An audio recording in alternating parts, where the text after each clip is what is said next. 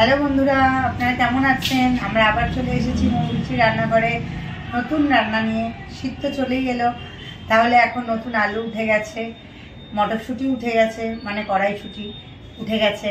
এখন একটু আমরা আজকে নতুন একটা আইটেম, তোমরা সবাই দেখতেছো, নতুন আলু দিয়ে মটরশুঁটির তরকারি বা আলুর দম। আজকে আমরা একটু অন্যভাবে রান্না করেছি।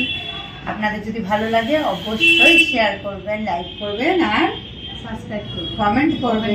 আর কমেন্ট করে কি বলবে, নতুন নতুন কোনো রান্না যদি দেখতে চায় তাহলে মৌমিষ্টি রান্নাঘরে অবশ্যই আসবেন। আর আপনাদের আশীর্বাদে আমরা এগিয়ে যাব। নমস্কার। আমার জন্য নতুন আলু, গোটা পেঁয়াজ, এগুলো আলু কষার সময় দেব। এখানে মটরশুঁটি, কাটা পেঁয়াজ, কাঁচা লঙ্কা, টমেটো, আদা রসুনটা একটা পেস্ট বানিয়ে নেব। আর পেঁয়াজটা তেলে, প্রথমে গ্যাসটা ধরিয়ে দিলাম।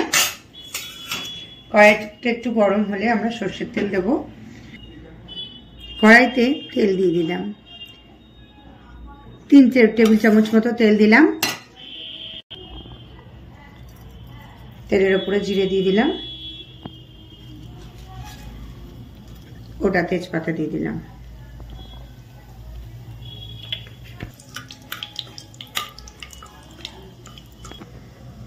এবার তেজপাতা জিরে সব হালকা লাল হয়ে গেছে, পেঁয়াজ দিয়ে দিলাম। এখানে 4টে পেঁয়াজ আছে, দিয়ে দিলাম। একটু নেড়ে ছেড়ে দিলাম। হলুদ দিয়ে দেবো সামান্য হলুদ দিয়ে দিলাম। এখন লবণ দেবো না, লবণ একটু পরে দেব। এবার নাড়াচাড়া করে একটু লবণ দিয়ে দেবো। একটু ভাজা ভাজা হয়ে এসছে। এখন 3 চামচ মতো লবণ দেব। একটু নেড়ে ছেড়ে দিলাম, একটু ভাজা হোক। 5 মিনিট পরে আমরা মশলাটা দেব। পেঁয়াজের মধ্যে লবণ দিয়ে দিয়েছিলাম, তো নরম হয়ে গেছে। এবার মশলাটা ঢেলে দেবো। যেই মশলাটা দেখিয়েছিলাম ওই মশলাটা মিক্সিতে গ্রাইন্ড করে নিয়েছি, ওটা দিয়ে দিলাম। মশলাটা ততক্ষণ ভাজাভাজি করবো যতক্ষণ মশলাটা থেকে তেল না ছাড়বে। যতটা মশলা কষবে তেল ছাড়বে ততক্ষণই ভালো লাগে। এবার এই সময় আমি একটু মটরশুঁটি হালকা উষ্ণ গরম জলে ধুয়ে রেখেছিলাম, এবার দিয়ে দেবো মটরশুঁটিটা। 150 গ্রাম মটরশুঁটি আছে, এটা ঢেলে দিলাম। এবার নাড়াচাড়া করে দিলাম।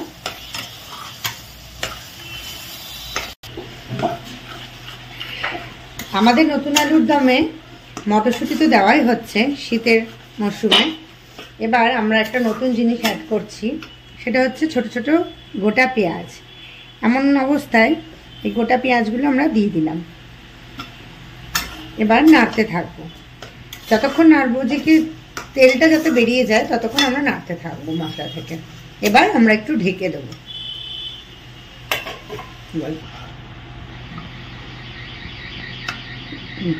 জাস্ট এইমাত্র আলুটা দিলাম, আলুটা দিয়ে একটু নাড়াচাড়া করছি।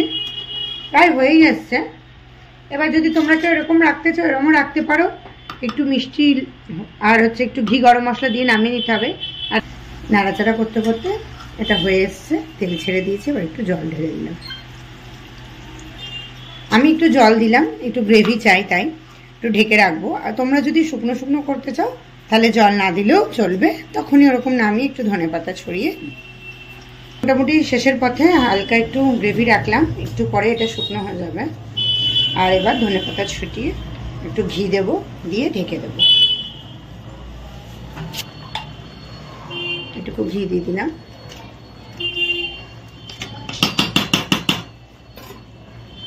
এবার ঢেকে দিলাম। আপনারা দেখলেন আমাদের রান্নাটা কেমন লেগেছে।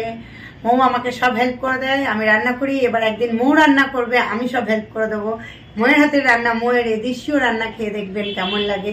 আমি ওপার বাংলার আর আমার মৌ এপার বাংলার, তো দুজনের রান্না কেমন হয় দেখবেন। আর একটা কথা, রান্নাটা যদি ভালো লেগে থাকে আপনারা লাইক, সাবস্ক্রাইব, কমেন্ট করবেন, শেয়ার করবেন। নমস্কার।